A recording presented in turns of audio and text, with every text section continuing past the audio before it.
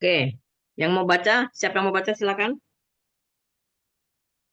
Saya Bu, Iya, silakan. Lukas 19. Dan ketika Yesus telah dekat dan melihat kota itu, ia menangisinya. Katanya, "Wahai, betapa baiknya jika pada hari ini juga engkau mengerti apa yang perlu untuk damai sejahteramu. Tetapi sekarang hal itu tersembunyi bagi matamu. Sebab akan datang harinya bahwa musuhmu akan mengelilingi engkau dengan kubu, lalu mengepung engkau dan menghimpit engkau dari segala jurusan. Dan mereka akan membinasakan engkau beserta dengan pendudukmu. Dan pada tembokmu, mereka tidak akan membiarkan satu batu pun tinggal tergeletak di atas batu yang lain. Karena engkau tidak mengetahui saat bila mana Allah melawat engkau. Demikianlah sabda Tuhan. Terpujilah Kristus.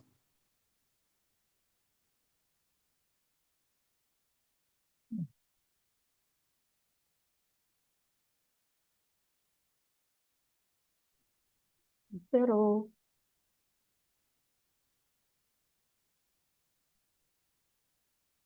terpujilah Kristus.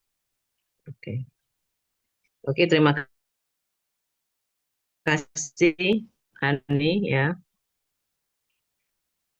Oke, Bapak Ibu. Kita lihat Injil hari ini cuma berisi 4 ayat. Walaupun 4 ayat, tapi memang agak sulit. Ya.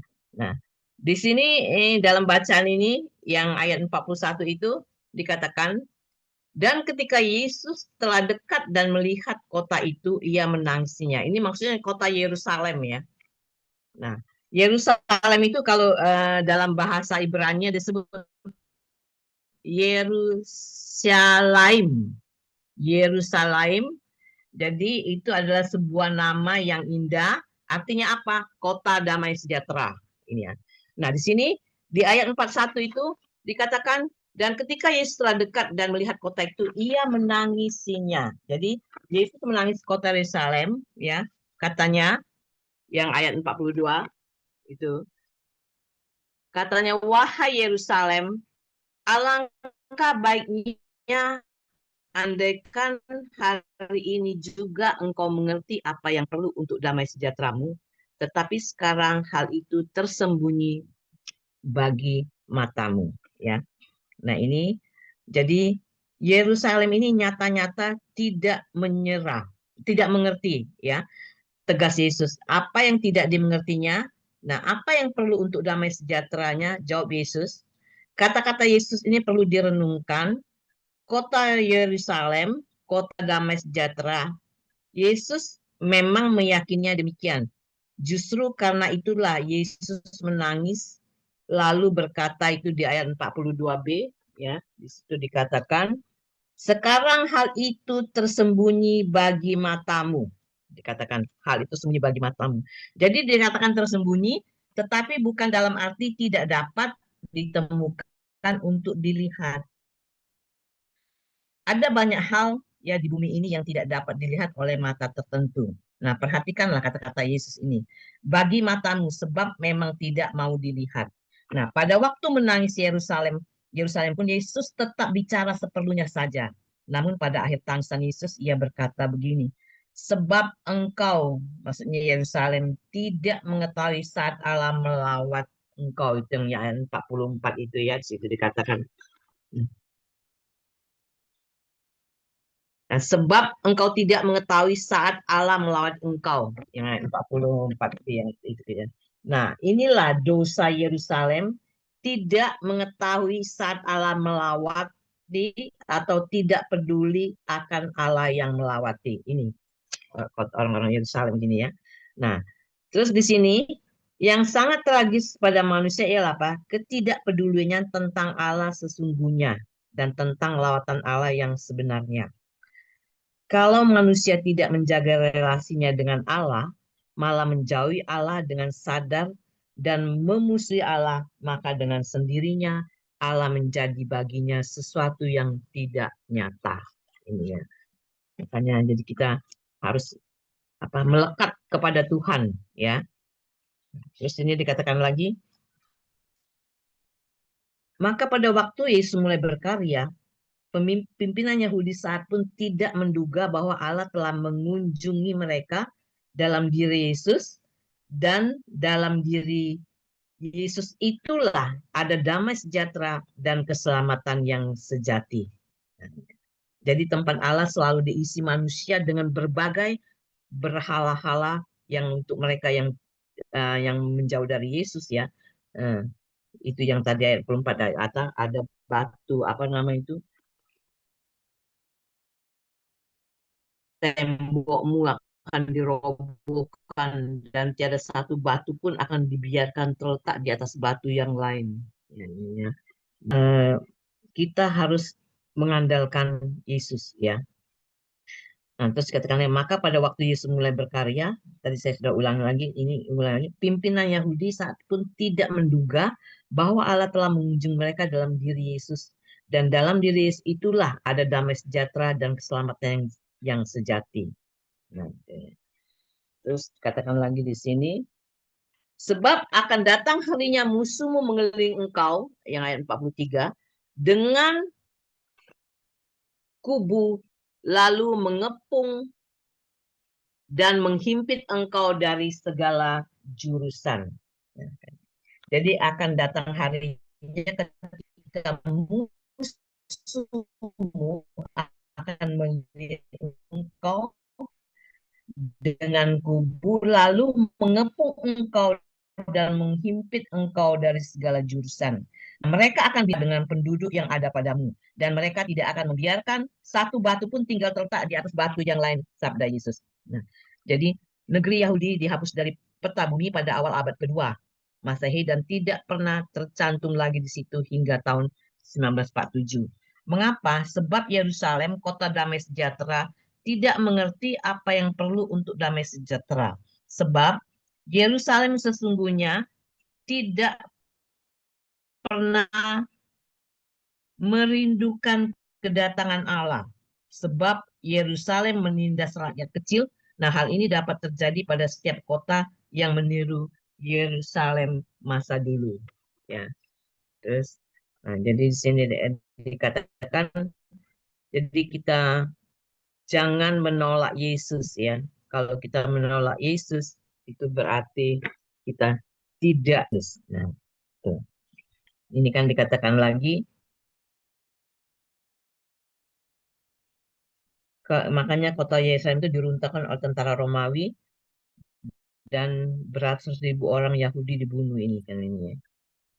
Nah, jadi sebelum sampai di kota Yerusalem, Yesus mengeluh tentang nasib buruk yang sebagai hukuman menimpa kota Yerusalem dan secara terperinci dibuatkan Yesus. Jadi inilah apa renungan dari saya, Val. Singkat, silakan kamu tambahin. Halo. Iya, Terima kasih. baik. Iya, terima kasih Bu Jadi, Vero. ya, Selamat sore teman-teman semua. Saya menyambut dulu teman-teman yang baru untuk bergabung hari ini. Selamat datang. Kita mau sama-sama belajar di sini. Wow, di sini saya mendapat dua kehormatan ini, Mel. Yang pertama Ibu Santi yang luar biasa. Kita Zoom ini ada karena ada Bu Santi. Terima kasih banyak Bu Santi. Tapi orangnya selalu ada di belakang layar, nggak pernah mau tampil. Jadi sekali lagi terima kasih Bu Santi. Ini sudah tahun kelima loh kita minjem Zoom dari Bu Santi. Yang kedua saya melihat ada superior saya, orang yang senior di atas saya jauh, guru. Selamat datang Pak Haryadi. Ya, kita sama-sama di sini belajar. Teman-teman, hari ini memang ayatnya sedikit ya. Lukas 19 ayat 41 sampai 44. Tetapi menurut saya ini tema sulit ya. Saya beberapa kali mencoba menggali, ini sulit sekali. Maka tadi Bu Vero juga sudah berusaha menjelaskan, menurut saya sudah sangat jelas ya. Tapi baik, saya menggarisbawahi tentang ini. Sebab akan datang harinya bahwa musuhmu akan mengelilingi engkau dengan kubu, lalu mengepung engkau dan menghimpit engkau dari segala jurusan. Teman-teman, mari kita perhatikan. Siapa sih sebenarnya musuh yang selalu mengelilingi kita, yang mengepung kita, bahkan menghimpit kita dari segala jurusan? Ini terus-menerus saya mencoba, Tuhan, saya kan nggak pernah punya musuh. Saya di mana-mana berkawan kok gitu ya.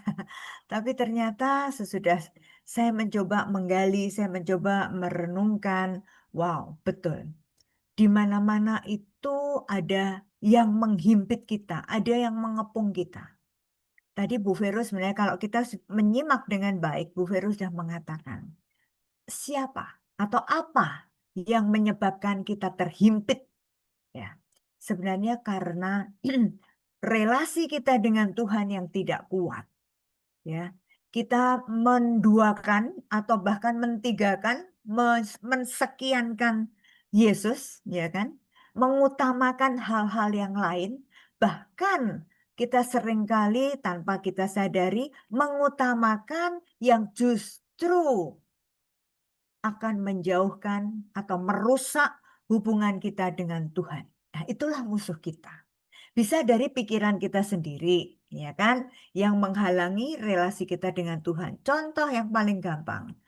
Kita sudah komitmen untuk tiap hari baca kitab suci, tiap hari mau berdoa, atau tiap hari mau pergi misa. Tapi banyak sekali yang menghimpit kita, yang mengepung kita dengan pikiran kita sendiri.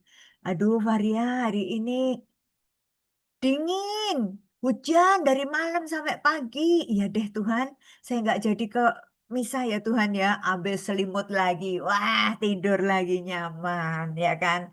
Atau kita sebenarnya mau pergi bersama-sama teman untuk kelompok ya, belajar kelompok, diskusi kelompok ya, persekutuan doa, apapun itu. Latihan rohani itu pun. Itu juga banyak sekali halangan-halangan yang diciptakan oleh pikiran kita sendiri. Godaan-godaan itu yang selalu mengelilingi, bahkan dikatakan menghimpit dari segala jurusan. Waduh, serem juga ya. Jadi banyak sekali hal-hal yang ternyata di bawah alam sadar kita, ya, itu masih kita pegang erat, masih apa ya? Masih menghalangi kita, ya. Sehingga menghalangi relasi kita dengan Tuhan. Kita mau dekat dengan Tuhan, ada aja kok yang berusaha untuk mengacaukan, yang berusaha menggagalkan. Nah, sekecil itu ya, pikiran kita, kemalasan kita. Kita seringkali membuat alasan-alasan dibuat sedemikian rupa sampai akhirnya kita menghindar dari Tuhan. Nah, itu yang bahaya. Maka Yesus sebenarnya sudah mengatakan, betapa baiknya jika pada hari ini juga engkau mengerti apa yang perlu untuk damai sejahtera. Apa sih yang menyebabkan kita bisa merasakan damai? Di mana ada Tuhan, disitulah ada damai. Karena Yesus mengatakan, akulah Raja Damai. Kalau Yesus ada di pihak kita, siapa yang sanggup melawan? Nah, tetapi Yesus mengatakan, tetapi sekarang hal itu tersembunyi bagi matamu. Teman-teman, kita seringkali kita punya mata yang bisa melihat, ya. Kita bukan orang buta. Tetapi sekalipun kami punya mata, kamu tidak bisa melihat kebaikan Tuhan. Nah, ini yang bahaya.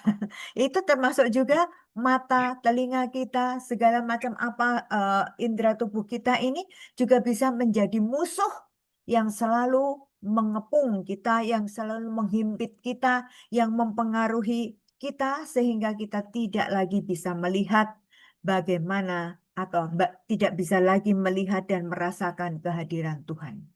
Nah, disinilah tantangan buat kita semua. Melalui Injil hari ini, kita diajak untuk terus-menerus waspada terhadap musuh-musuh yang selalu ada di sekeliling kita, yang selalu siap untuk menghimpit kita. Nah, Maka Yesus juga dengan keras mengatakan, mereka akan membinasakan engkau serta dengan pendudukmu, dan pada tembokmu mereka tidak akan membiarkan satu batu pun tinggal terletak atas batu yang lain. Artinya betul-betul musuh kita diibaratkan kota Yerusalem yang harusnya menjadi kota yang suci, pusat peribadatan orang Yahudi. Tetapi akhirnya akan dihancurkan, bahkan dikatakan tidak ada satupun batu yang tertinggal. Artinya betul-betul hancur. Nah, kenapa begitu? Karena mereka tidak pernah mau menyadari kapan Allah ada bersama mereka. Bahkan kehadiran Allah pun mereka tidak menyadari hal itu. Nah, inilah yang kita harus waspada. Kalau kita tidak merasakan kehadiran Allah, maka kita pasti akan jatuh, kita pasti akan runtuh, kita pasti akan hancur, ya. Karena kita tidak mempunyai pengharapan, tidak mempunyai kekuatan yang bisa kita terus-menerus pegang, yaitu Yesus, engkaulah andalanku. Maka ini penting ya, engkau tidak mengetahui saat kapan Allah melawat engkau. Waduh, semoga teman-teman kita semua yang hadir di sini tidak pernah mengalami hal ini dan selalu berelasi erat dengan Tuhan. Baik, sekarang kita melihat belajar dari buku harian Santa Faustina. Apa yang ditulis oleh Faustina dalam catatannya? Monggo, silahkan siapa yang mau membacakannya. Silahkan buka mic-nya. BHSF 1287. Meskipun jiwaku diliputi damai, tak henti-hentinya aku bertempur melawan musuh jiwaku. Semakin hari semakin banyak perangkapnya kutemukan, dan selalu muncul pertempuran yang baru.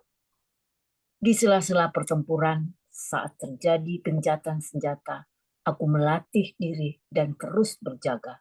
Jangan sampai musuh mendapat diriku tidak siap.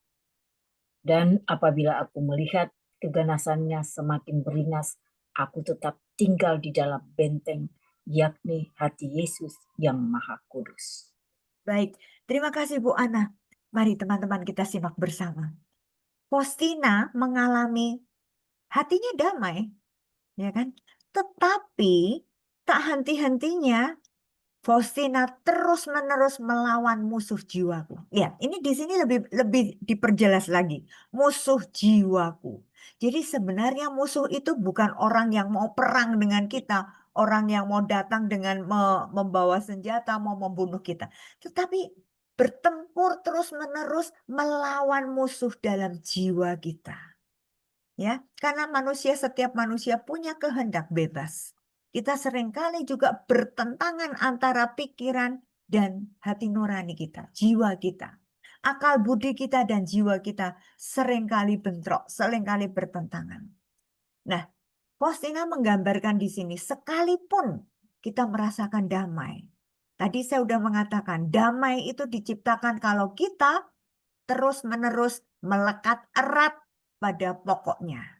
Dan itu terus-menerus Yesus mengatakan, akulah pokok anggur dan kamu carang-carangnya. Siapa yang tetap melekat pada pokoknya, ia tidak akan binasa dan ia akan berbuah banyak. Seperti itu ya. Nah, ini digambarkan begini. Faustina sekalipun dia selalu melekat erat dengan Tuhan. Kita nggak meragukan lagi siapa itu Faustina. Faustina yang begitu merasakan Yesus sebagai kekasih jiwanya. Ya kan? Yesus sebagai mempelainya. Minggu lalu kita bicara tentang mempelai Kristus. Faustina menjadi kekasih jiwa Kristus.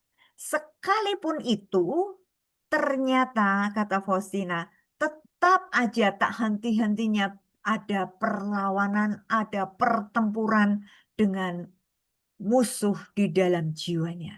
Seperti apa? Iblis itu adalah musuhnya Tuhan, itu pasti. Ya, sampai turun-temurun, sampai kapanpun, iblis itu selalu menyerang Tuhan. Menyerang Tuhan tidak secara langsung, karena pasti kalau iblis langsung berhadapan dengan Tuhan, iblisnya kalah. Tetapi iblis menggunakan kesempatan menyerang anak-anak Tuhan, menyerang Anda dan saya, menyerang kita semua. Ya, bahkan saya pun pernah mengalami, semakin saya ngerasa dekat dengan Tuhan, misal tiap hari sudah ikut aktif dalam segala komunitas istilahnya ya, saya semakin dekat dengan Tuhan secara serius, ternyata semakin saya mudah digoncang oleh iblis. Jadi benar yang pernah saya dengar dari salah satu romo pembimbing rohani saya mengatakan, Varia, kamu harus hati-hati. Semakin kita naik ke atas, semakin dekat dengan Tuhan, di situ iblis semakin mau menggoncangkan kita dengan kuat. Maka Faustina pun sampai mengalami ini. Sekalipun jiwanya damai, dia tidak henti-hentinya bertempur melawan musuh jiwaku. Jadi teman-teman, mari kita sadari hal ini. Tadi yang dikatakan di dalam Injil sangat jelas, bahwa musuh yang ada di sekeliling kita akan terus-menerus menyerang kita, bahkan menghimpit jiwa kita. Nah, jadi kita harus waspada ini. Dan Yesus juga mengatakan waspadalah, berjaga-jagalah. Karena anak manusia datang tidak ada yang tahu kapan waktunya. Nah, lalu Faustina juga menuliskan di sini, semakin hari semakin banyak perangkatnya aku temukan. Nah, ini loh, godaan-godaan iblis makin hari makin banyak ditemukan oleh Faustina. Dan selalu muncul pertempuran yang baru. Jadi iblis tidak pernah diam. Dia selalu punya akal bagaimana dan selalu mencari kelemahan kita di mana. Nah, ini lihainya iblis. Bahkan seringkali kita aja tidak menyadari kelemahan kita. Tetapi iblis sebagai musuh Tuhan itu tahu persis loh. Oh, kalau Varia itu tidak disiplin orangnya. Jadi dia menyerang saya dengan ketidakdisiplinan. Misalnya seperti itu, ya. Nah, jadi teman-teman, di sini Faustina mau mengatakan bahwa kita semua sebagai pengikut Kristus harus hati-hati, waspada, berjaga-jaga. Karena satu pertempuran kita udah hadapi dengan baik dan kita menang, ku menang ya kan bersama Yesus Tuhan. Di depan kemenangan kita sudah banyak musuh-musuh yang siap bagaikan singa yang akan menerpa kita, menyerang kita. Maka selalu ada pertempuran yang baru. Artinya manusia itu harus terus-menerus berjuang. Berjuang apa? Berjuang untuk apa? Untuk mempertahankan iman kita. Bahkan di dalam kitab Ibrani dikatakan, sudah sampai garis akhir aku memenangkan imanku. Nah, itu kan? Nah, maka teman-teman, kita hari ini diajak terus-menerus fokus dan fokus. Hati-hati terhadap iblis. Hati-hati terhadap roh-roh jahat yang selalu mau menghimpit kita, yang selalu mau menyerang kita. Menyerang jiwa kita ini. Ya, maka kita harus hati-hati.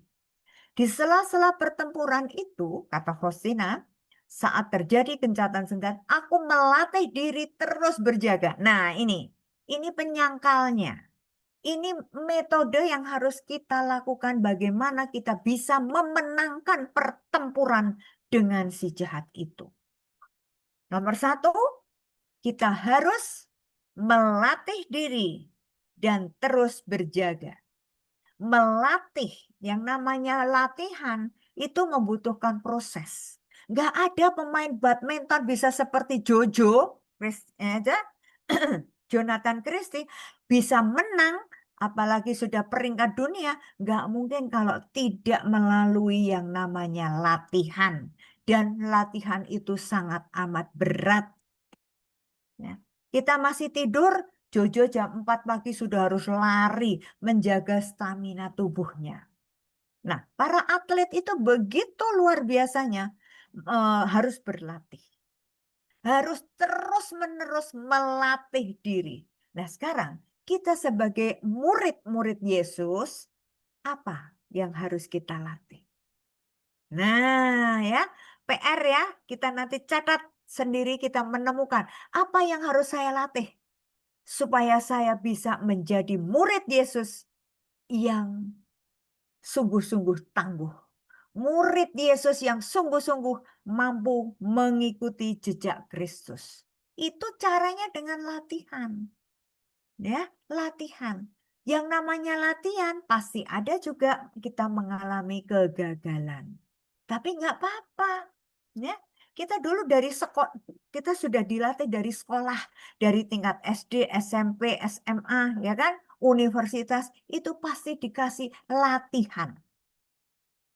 Latihan ujian. Latihan pra-ujian, itu kan latihan. Bagaimana kita menghadapi soal-soal itu? Bagaimana kita tahu kelemahan kita di mana? Kalau kita tidak pernah latihan, kita tidak pernah tahu. Nah, terus-menerus bagaimana kita terus berlatih? Nah, teman-teman, menurut saya, ya ini permenungan saya secara pribadi. Kita komunitas yang kecil ini, yang setiap hari Kamis berkumpul di sini, walaupun kita tidak tatap muka dan kita jaraknya jauh-jauh, kita dipersatukan hanya dengan layar yang kecil. Ada yang hanya pakai handphone, ya kan?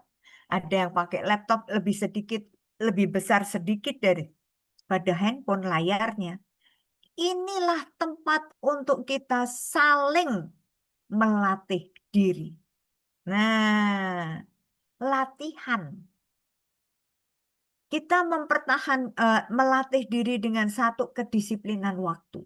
Setiap hari Kamis jam 3 tet sudah duduk manis di depan layar. Itu perjuangan.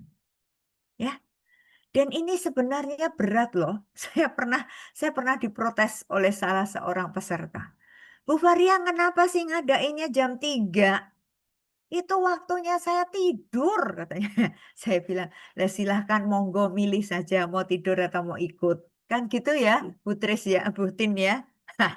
Ini memang tantangan, ini Pilihan. pertempuran. Nah, bagaimana kita melawan rasa kantuk? Bagaimana kita melawan rasa males? Ya kalau jujur, kok Bu Varia kok nggak pernah capek ya? Ya capek. Kadang-kala saya sering juga sih saya ngomong sama Meli. Mel, bisa libur nggak ya Mel?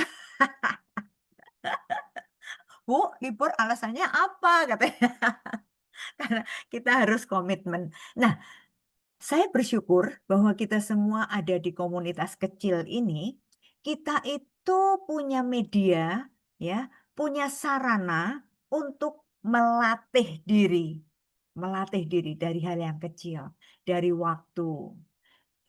Jadi latihan juga untuk mendengarkan sharing teman-teman, untuk belajar bersama. Itu kalau tidak pernah kita latih, bagaimana kita bisa? Ya kan, nggak mungkin. Nah, lalu jangan sampai musuh mendapat diriku tidak siap. Nah ini yang Yesus selalu mengatakan, berjaga-jagalah senantiasa, karena aku datang tidak ada satupun yang mengerti waktunya. Bahkan tadi di dalam Injil Lukas tadi juga udah dikatakan kan, bahwa lawatan Tuhan tidak ada yang menyadarinya. Orang Yerusalem sendiri aja yang sebagai umat pilihan Allah, orang Yahudi yang tinggal di pusat peribadatan di Yerusalem pun tidak tahu kedatangan Yesus, tidak pernah menyadari Yesus ada di tengah-tengah mereka. Yesus selalu hadir. Bahkan sampai saat ini pun ada sekelompok besar orang-orang Yahudi yang belum menyadari kehadiran Allah. Mereka masih menantikan kehadiran Allah. Kasihan kan? Nah, sekarang bagaimana kita bisa kuat dalam menghadapi himpitan musuh tadi? Serangan musuh, himpitan musuh tadi, bagaimana caranya? Kita belajar dari Santa Faustina. Ya, Faustina memberikan tips, memberikan kuncinya. Kita perhatikan di sini. Apa itu? Saya sudah bold di sini.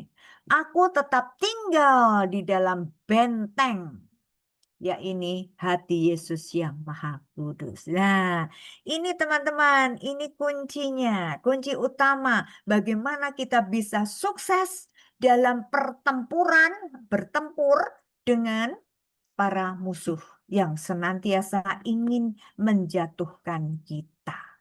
Ya, di sini. Jadi harus tetap tinggal di dalam hati Yesus yang Maha Kudus. Ya, Yesus juga mengatakan, tinggallah di dalam aku. Ya, tinggal terus. Jesus into my heart. Dan bagaimana kita bisa merasakan kenyataan Yesus tinggal di dalam kita dan kita tinggal di dalam Yesus. Satu-satunya yang bisa kita nikmati secara nyata pada saat kita menerima Hostia Kudus itu. Yesus mengatakan, siapa makan tubuhku dan minum darahku, aku di dalam dia dan dia di dalam aku. Ini yang terus-menerus harus kita jaga. Atau kalau kita punya waktu di luar misa, kita boleh duduk diam. Duduk diam di depan sakramen Maha Kudus. Hampir semua gereja, hampir semua paroki sekarang sudah punya ruang tersendiri, ruang khusus, yaitu adorasi. Ruang adorasi, di mana kita sungguh-sungguh bisa merasakan kehadiran Yesus dan kita bisa berkomunikasi dengan Yesus, kita bisa berelasi dengan Yesus ya melalui ruang adorasi. Ya, itu kuncinya. Jadi bagaimana kita bisa menghadapi serangan musuh yang senantiasa menghimpit kita, datang sewaktu-waktu menggoda kita. Kita jangan takut. Kata Yesus, jangan takut. Aku menyertaimu sampai akhir zaman. Asal kita mau berpegang kuat, berpegang erat, melekat erat pada pokok anggur. Kita harus terus-menerus, Yesus, Engkaulah andalanku. Kita hanya mengandalkan Dia saja. Ya, satu-satunya yang ku andalkan. Hanya Yesus yang kita andalkan. Oke, berikut.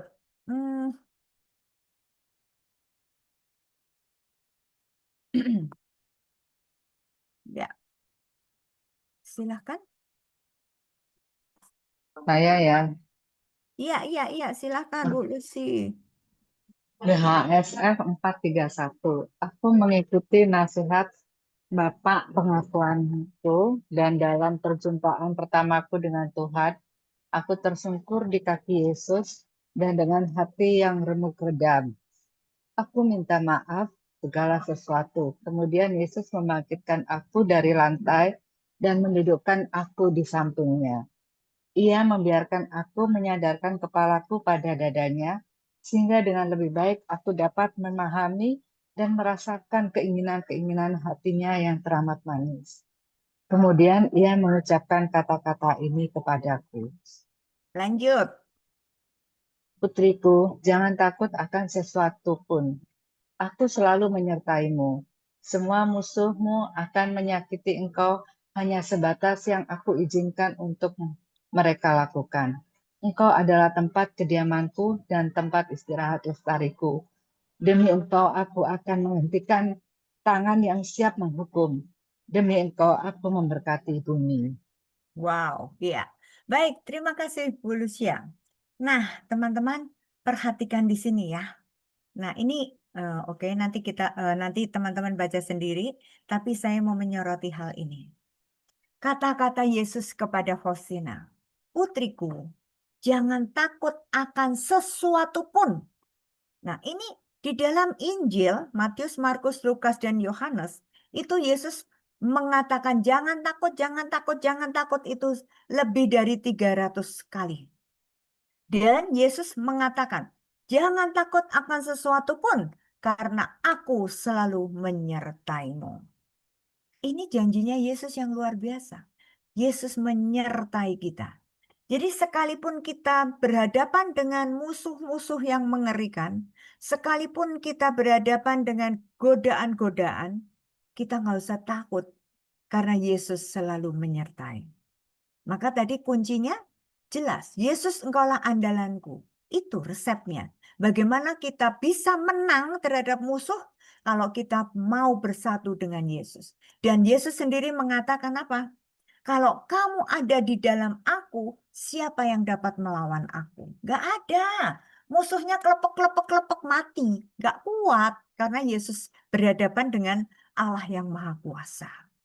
Nah, maka Yesus di sini juga mengatakan, semua musuhmu akan menyakiti engkau hanya sebatas yang aku izinkan untuk mereka lakukan.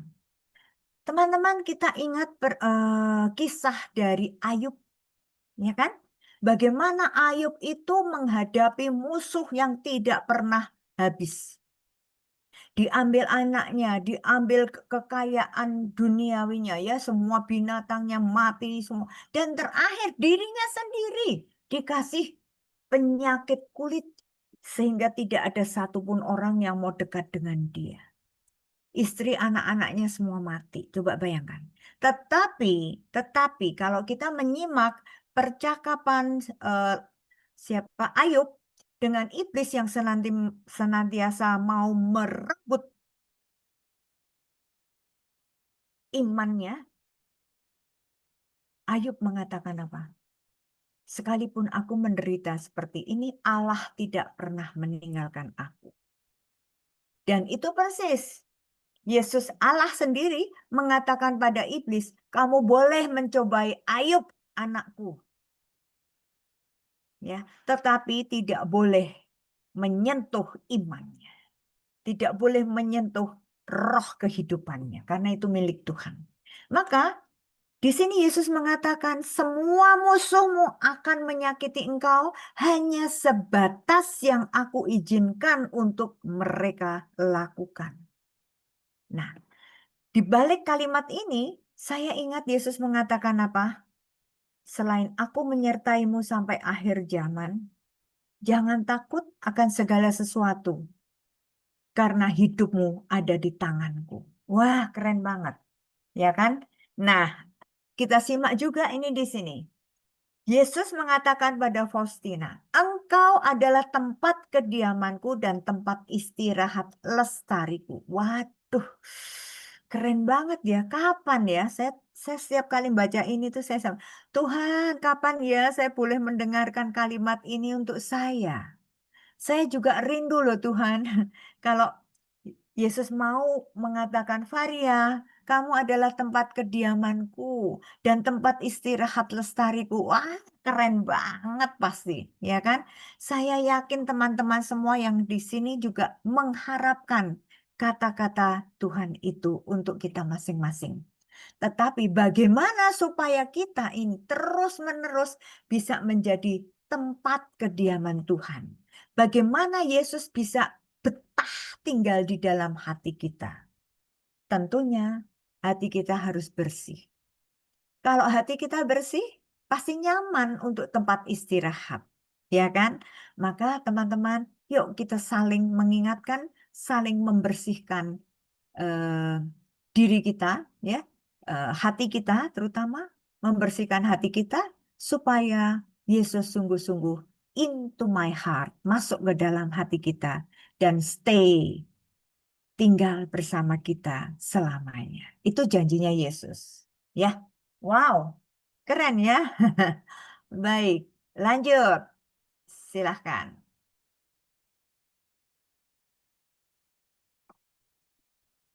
Bu Varia Ya, minta yang BHSF sebelumnya belum saya screenshot, boleh nggak?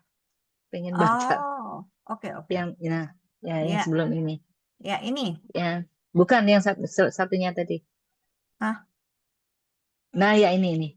Enggak, yang tadi. Nah, ya ini. Ibu Lucia kan punya BHSF kan di rumah. Punya. Tinggal kamu catat aja nomornya, Oh beres. iya, nomornya. Oke, ya. Ya, makasih. Nomornya aja. Nanti Meli biasanya di akhir akan memberitahu lagi nomor-nomornya. Ya, Iya, silahkan. makasih. Yuk. 479. Siapa aja boleh langsung buka. Saya ya, Bu. Silakan, Bu. BHSF 479. Dalam pengakuan dosaku yang kedua kepada Uskup Agung, secara batin aku sudah dipersatukan dengan Allah. Kehadirannya merasuki diriku sampai ke lubuk hatiku dan memenuhi aku dengan damai, sukacita, dan pesona. Sesudah berdoa sejenak, aku dipenuhi dengan kekuatan dan keberanian yang luar biasa untuk menderita dan bertempur. Tidak ada sesuatu pun yang menggentarkan aku, juga kalaupun seluruh dunia berbalik menyerang aku. Ya, baik. Terima kasih Bu Rini. Nah, lihat ini di sini. Menarik juga di sini. Pada saat Faustina mengaku dosa, ya, dan beliau ini ketemu dengan para Bapak Uskup Agung secara batin, dikatakan aku sudah dipersatukan dengan Allah. Lihat ya, teman-teman di sini, aku sudah dipersatukan dengan Allah. Kehadirannya merasuki diriku sampai ke lubuk hatiku dan memenuhi aku dengan damai, sukacita, dan pesona. Faustina mengajak kita menyadari kalau kita sungguh-sungguh menikmati kesatuan dengan Allah, itu tandanya adalah damai, sukacita, ya. Semua karunia yang diberikan oleh Tuhan, buah-buah roh. Itu kan damai sejahtera, sukacita, ya. Macam-macam itu semua ada 7. Nanti kita cari ya, teman-teman buat PR. Lalu Faustina mengatakan sesudah berdoa sejenak, aku dipenuhi dengan kekuatan dan keberanian yang luar biasa untuk menderita dan bertempur. Waduh, saya membayangkan untuk menderita dan bertempur. Waduh, saya nggak siap Tuhan. Setiap kali dikasih penderitaan, saya itu selalu mengatakan, Tuhan bebaskan aku dari penderitaan ini Tuhan. Lah kok malah Faustina malah mengatakan, sudah siap untuk menderita dan bertempur. Waduh, tetapi Faustina bisa mengatakan siap menderita dan bertempur karena apa? Karena Faustina itu sudah dipenuhi dengan kekuatan dari Tuhan. Kalau Tuhan ada di pihakku, siapa yang sanggup melawan? Nggak ada. Maka kuncinya bisa berani menderita dan berani bertempur, itu kita harus bersatu dengan Tuhan. Hidupku bukan aku lagi, tetapi Dia yang ada di dalam aku. Nah loh, kalau kita menyadari bahwa aku sudah diubah oleh Tuhan. Aku bukannya aku yang dulu. Aku adalah aku yang sekarang yang sudah menjadi milik Kristus, menjadi anak Kristus, dan aku yang selalu bersatu dengan Kristus. Maka maka kita tidak punya alasan untuk mengatakan takut dalam menderita. Karena di saat kita mengalami penderitaan, di situ Yesus menjadi sumber kekuatan. Nah, ya. Jadi pertempuran yang Faustina bayangkan itu selalu dimenangkan karena apa? Karena Yesus bersama Yesus kita bisa dimampukan melakukan hal-hal yang besar. Lalu tidak ada suatu pun yang menggentarkan aku, juga kalaupun seluruh dunia berbalik menyerang aku. Waduh, begitu dahsyatnya. Faustina begitu yakin karena Faustina menikmati, menerima kekuatan dan keberanian dari Tuhan. Kenapa dia bisa berani menghadapi musuh? Karena mempunyai kekuatan dari Tuhan. Yesus engkau andalanku, Yesus sumber kekuatanku, Yesus sumber pengharapanku. Ya kan? Yesus adalah segala-galanya bagiku. Nah, ini. Jadi teman-teman, kita gak usah takut dalam menghadapi musuh sekalipun musuh itu menghimpit kita dari segala penjuru mau menyerang kita. Asal kita sungguh-sungguh melekat erat, kita ada bersama Yesus. Yesus ada di dalam kita dan kita di dalam Dia. Maka akan seperti yang Faustina katakan. Menemukan kekuatan, merasakan kekuatan, dan merasakan keberanian untuk menderita dan bertempur. Kenapa? karena kita berpegang erat pada Yesus. Sehingga Yesus nanti yang akan mengatakan, kamu nggak usah takut karena yang menghadapi musuh-musuh itu adalah Yesus sendiri. Wah, keren ya. Ya, lanjut. Oke, silahkan. Ini tadi yang baca Bu Rini ya. Bu Rini, ini masih lanjutannya, Bu. Iya, iya. Segala penderitaan hanya menyentuh permukaan, tetapi mereka tidak mampu menemukan jalan masuk ke lubuk hatiku, sebab Allah yang menguatkan aku, yang memenuhi diriku bersemayam di sana. Semua jerat musuh dihancurkan pada tumpuan kakinya.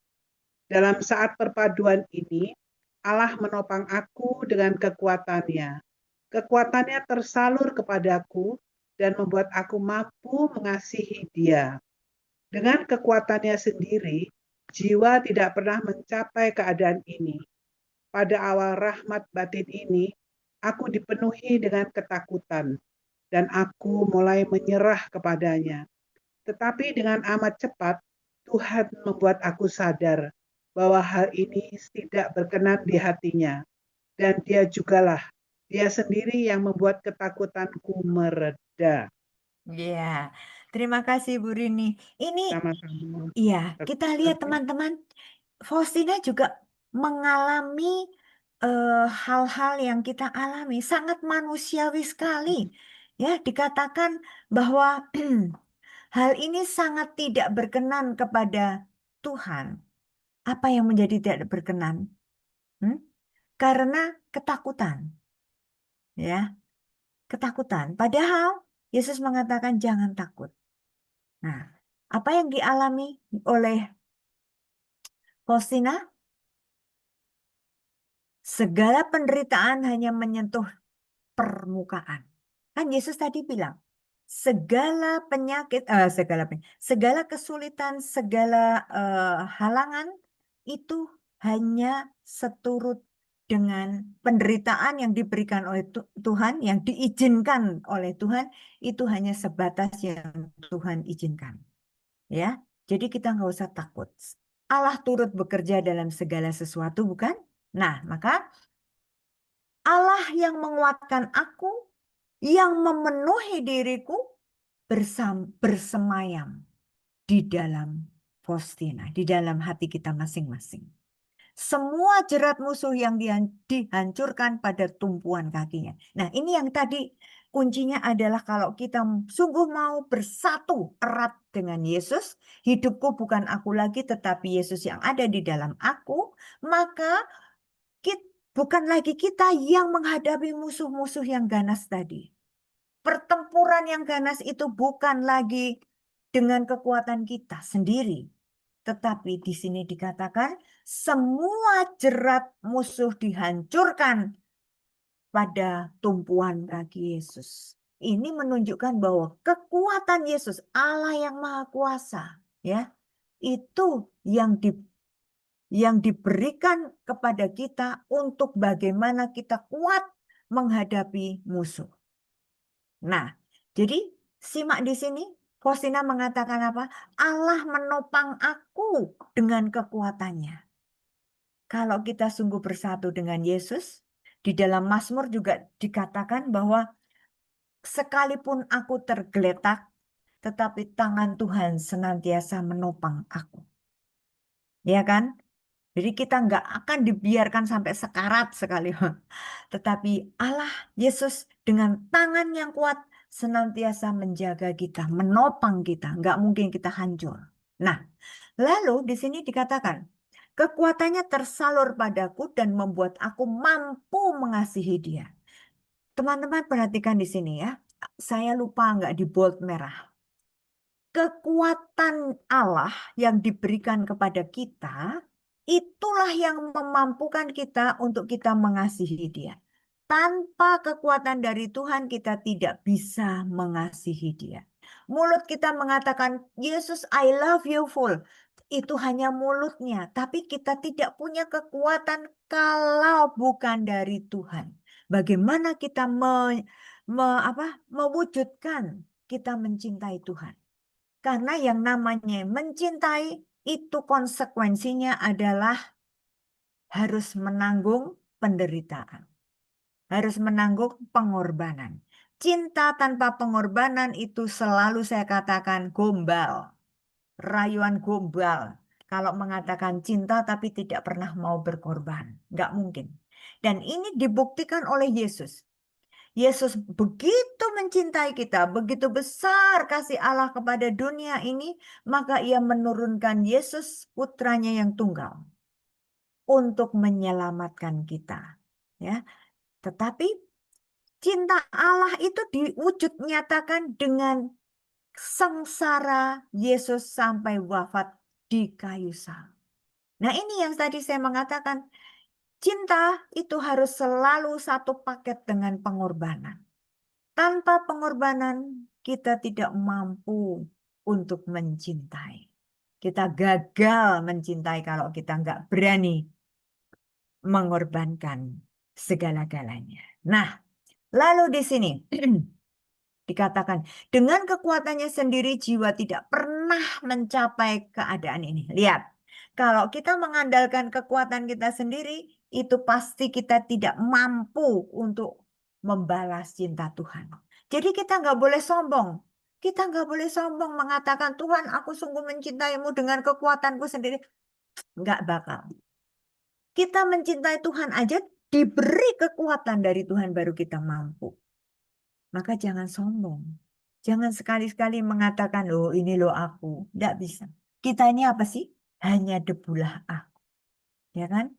Nothing, kita nggak bisa apa-apa dan kita tidak ada apa-apanya di hadapan Tuhan. Ya kan? Nah, lihat di sini juga. Pada awal rahmat batin ini, aku dipenuhi dengan kekuatan dan aku mulai menyerah kepadanya. Ini poin menurut saya ini kunci yang kedua. Kunci yang pertama kita melekat erat, tapi bagaimana kita bisa melekat erat kalau kita tidak pernah mau Tuhan ini aku. Nah, kita menyerahkan segala-galanya kepada Tuhan. Karena dengan kita menyerahkan diri kita kepada Tuhan, itu sama dengan kita mau mengatakan, Tuhan monggo kerso, terserah panjenengan, ya toh? Saya nggak bisa apa-apa. Di luar Engkau, saya nggak mampu Tuhan. Saya hanyalah debu. Ya. Nah, jadi penyerahan diri secara total. Yesus juga sudah memberikan contoh jelas. Ya Bapa, kalau boleh cawan ini berlalu daripadaku, tetapi terjadilah menurut perkataanmu. Menurut kehendakmu. Itu penyerahan diri secara total. Maka kita juga harus berani menyerahkan diri secara total. Tuhan, aku ini milikmu. Terjadilah padaku menurut kehendakmu, menurut rencanamu. Teman-teman, sadarilah bahwa kita ini diciptakan untuk di dunia ini, bukan untuk maunya kita sendiri. Tetapi kita mewujudkan kehendak Allah. Kita ini hanya dipakai sebagai alat untuk melaksanakan rencana Allah. Rencana Allah bagi dunia apa sih? Cuman mau menyelamatkan. Maka berarti kita-kita ini, semua dari kita yang sudah setia berkumpul sampai 4 tahun ini di Zoom ini, kita semua sudah menyerahkan diri kepada Tuhan. Tuhan ini aku, pakailah aku. Begitu kan ya teman-teman ya? Keren, keren. Kalau nggak ada si Santi yang meminjamkan, memfasilitasi Zoom ini, nggak terjadi. Kalau nggak ada Meli yang selalu setia dan Feli yang selalu setia, Eci yang selalu setia mau melayani walaupun dengan Zoom ini, jam 2 mereka sudah siap. Kita kadang-kadang masuknya mepet ya kan, tapi mereka udah siap. Nah, jadi saya melihatnya ya, saya menyeleh. Kalau kita sungguh-sungguh mau menyerahkan diri kepada Tuhan dan semua itu kita sadar, semua ini untuk menjadi saluran rahmat Tuhan, kita dipakai untuk dipakai untuk menjadi kepanjangan tangan Tuhan, apapun bidang kita masing-masing, itu, maka mari kita sadari bahwa luar biasa. Kita dipakai oleh Tuhan dengan cara Tuhan sendiri. Tetapi jangan lupa, bukan karena kita, bukan karena kekuatan, kemampuan masing-masing dari kita, tetapi yang membuat kekuatanku adalah Yesus sendiri. Ya, oke, keren. Lanjut, 15:35, ini pendek nih. Silahkan, siapa yang mau baca? Maaf Bu Maria, maaf. Ya, ya, Bu Maaf, Agnes, saya mau izin, saya mau pamit. ya izin ya. Terima kasih ya. Ya, hati-hati di jalan, Bu Agnes. Terima kasih. Ya. Baik, teman-teman, boleh loh siapa aja yang mau membacakan. Dari Tegal boleh. Boleh Teman saya. BHSF 1535. Oke. Oh Yesus, aku mengurung diri di dalam hati-Mu yang maha rahim, ibarat dalam suatu benteng yang tidak dapat ditembus oleh peluru-peluru Sorry. Nah, ya. Maaf, musuh. maaf. Ya. Oke, terima kasih Bu Yusni. Di sini Yesus juga mengatakan apa? Ini Faustina ya. Faustina mengatakan pada Yesus, "Oh Yesus, aku mengurung diri dalam hati-Mu yang maha rahim." Mengurung diri artinya apa? Dengan kesadaran penuh, aku mau mengutamakan, aku mau fokus hanya di dalam hati Yesus yang maha rahim. Ya. Ibarat dalam suatu benteng yang tidak dapat ditembus oleh peluru musuhku. Nah, teman-teman, ini penjabaran tadi yang dikatakan oleh Faustina bahwa kalau Faustina bersatu erat dengan Yesus, kalau dia sungguh-sungguh ada di dalam hati Yesus dan Yesus ada di dalam hatinya, maka tidak ada satupun peluru musuh yang bisa nancep atau nyampai kepada kita semua. Jadi kita punya benteng, ya, kita punya perlindungan, kita punya tempat yang aman sehingga peluru-peluru musuh itu tidak bisa tembus. Di mana itu tempatnya? Di dalam hati Yesus yang Maha Rahim. Wow, ini loh. Kalau kita sungguh mau menyadari, Yesus engkau andalanku. Sungguh-sungguh 100% hidup kita mengandalkan Tuhan. Hidupku bukan aku lagi, tetapi Dia yang ada di dalam aku. Aku dan Dia adalah satu. Waduh, maka kalau kita terus membina, terus menjaga relasi kita dengan Tuhan, keintiman kita dengan Tuhan, kesatuan kita dengan Tuhan, maka kita akan aman dari serangan musuh yang tadi menghimpit kita. Semoga kita semua terus-menerus latihan, melatih diri, berjuang, ya toh? Untuk apa? Untuk terus-menerus bisa bersatu dengan Tuhan. Selalu ada di dalam hati Yesus yang Maha Rahim. Wow, keren ini. Ini senjata atau kunci yang paling ampuh nih. Ya, bagaimana supaya kita aman dari serangan musuh? Kata Faustina, kita harus menyerahkan diri secara total ya. Dan di sini lebih jelas lagi, mengurung diri dalam hati Yesus yang Maha Rahim. Kita harus ada.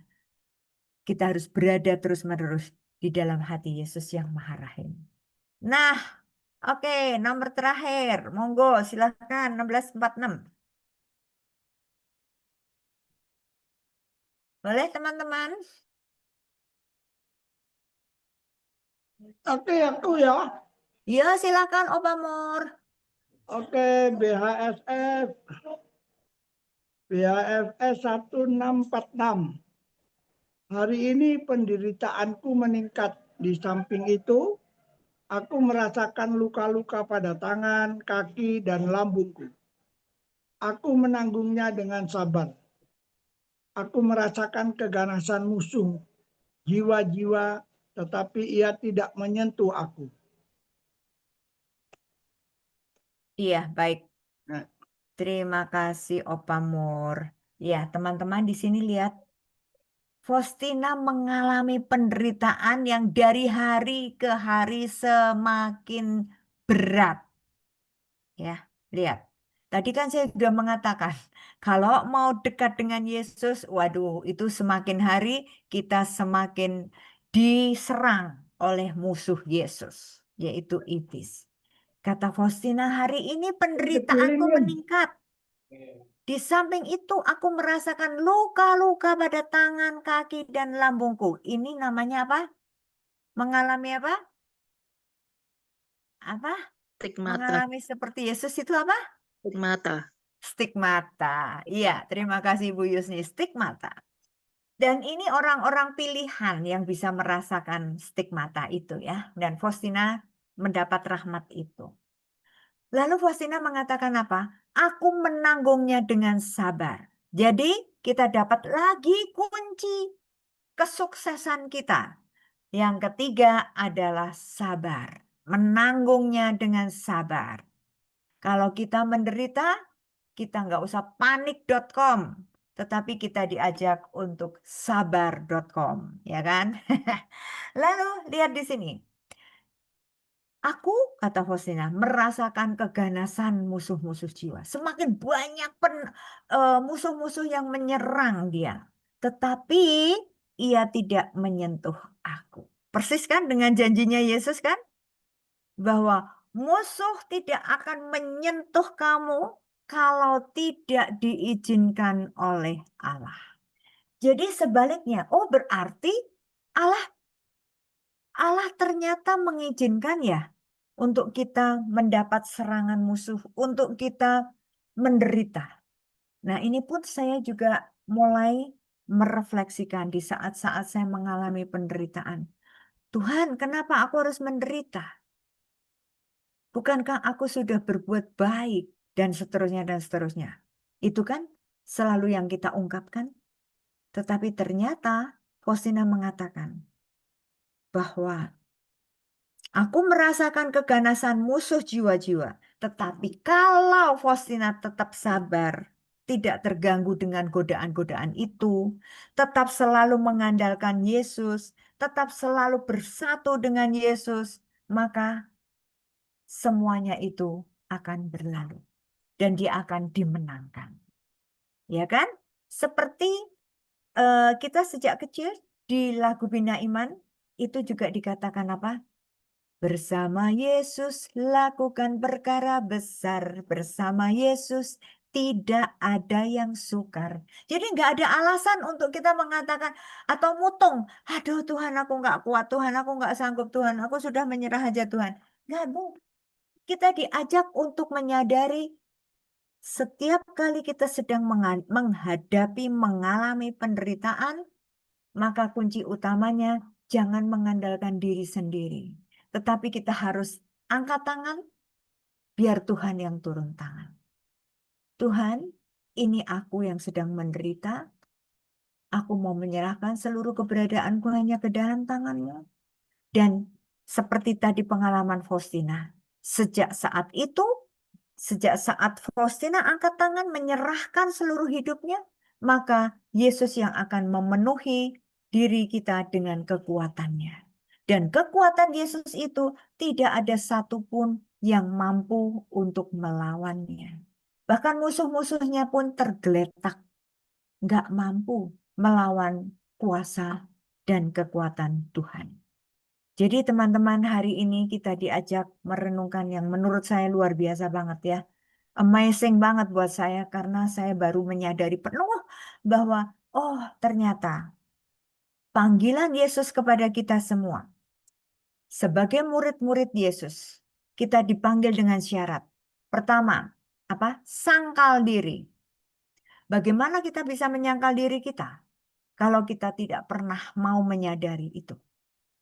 Sangkal diri. Sangkal diri. Hidupku bukan aku lagi, tetapi Dia yang ada di dalam aku. Menyangkal diri itu sama dengan menyangkal kemauan kita. Tuhan, sebenarnya aku maunya begini loh Tuhan. Aku nggak mau ikut kamu yang seperti itu. Tapi kita belajar dari Yesus, belajar dari Bunda Maria. Pada saat Bunda Maria diberi perintah oleh Allah untuk menjadi Bunda Allah, bagaimana jawaban Bunda Maria? Aku ini hamba Tuhan. terjadilah padaku menurut perkataanmu. Padahal Maria pada waktu itu tahu persis. Dia masih muda, dia belum menikah. Bagaimana nanti hukum alam, hukum masyarakat saat itu? Dia pasti mati dirajam, dilempari batu sampai mati karena dia belum bersuami, tetapi dia mengandung. Tapi itu resiko yang harus dia alami, dan Maria mendapat kekuatan dari Allah. Maka dia dia mampu karena mendapat kekuatan, maka dia mampu mengatakan, aku ini hamba Tuhan. Terjadilah padaku menurut perkataanmu. Inilah penyerahan diri secara total. Monggo kerso Gusti Allah. Terserah engkau saja. Ini aku. Nah, itu kunci pertama, sangkal diri. Yang kedua, pikul salib. Nah, ini hari ini kita diajak untuk membuka pikiran kita. Jangan takut untuk menderita. Asal kita menderita terus-menerus mengandalkan Tuhan. Penderitaan kita itu yang nanggung adalah Yesus sendiri. Hidupku bukan aku lagi, tetapi Dia yang ada di dalam aku. Penderitaan mana di dunia ini yang melebihi penderitaan Yesus di kayu salib? Gak ada. Penderitaan yang sangat amat mengerikan itu adalah penderitaan Yesus di kayu salib. Sejak awal dia dijatuhi hukuman mati oleh Pilatus, lalu dia mulai diikat, dia harus memanggul salib, jalan salibnya yang terus-menerus dicambuk, kalau jatuh dicambuk lagi, diberdiriin dicambuk lagi. Sampai ada, kalau teman-teman yang sudah pernah ikut seminar kain kafan, itu juga pasti bisa membayangkan, waduh, bilur-bilur yang terjadi ya, darah-darah cambukan itu, bekas cambukan, luka-luka Yesus itu mengerikan. Kalau saya nggak salah ingat, ada 3.700 sekian cambukan yang ada pada seluruh tubuh Yesus. Bayangkan teman-teman. Jadi saya mulai belajar sedikit menyadari setiap saya mengalami penderitaan, saya mengatakan, Varia, penderitaanmu itu tidak sekukunya penderitaan yang Yesus alami. Dan dengan demikian, saya langsung mengatakan, iya benar. Yesus akan berikan aku kekuatan untuk menanggung penderitaan ini. Nah, bersama dengan Yesus, tadi seperti Faustina katakan tadi, kita harus terus-menerus bersatu, bersemayam, berlindung. Di mana tadi? Di hati Yesus yang Maha Kudus. Jadi, jangan takut, don't worry, be happy. Gak usah takut dengan penderitaan, dengan godaan si iblis dalam bentuk apapun. Asalkan kuncinya adalah kita terus-menerus bersatu dengan Tuhan. Kita terus-menerus mengandalkan Tuhan. Dan dengan kekuatan Dia, kita dimampukan untuk melewati penderitaan yang Tuhan izinkan terjadi. Amin. Semoga kita semua dimampukan untuk itu. Ya, terima kasih Meli. Terima kasih Bu Varia. Untuk buku harian Santa Faustina, nomor-nomornya pada sore hari ini 1287, 431, 479, 1535, dan 1646. Ya, ada 5. Ada 5 ya, benar.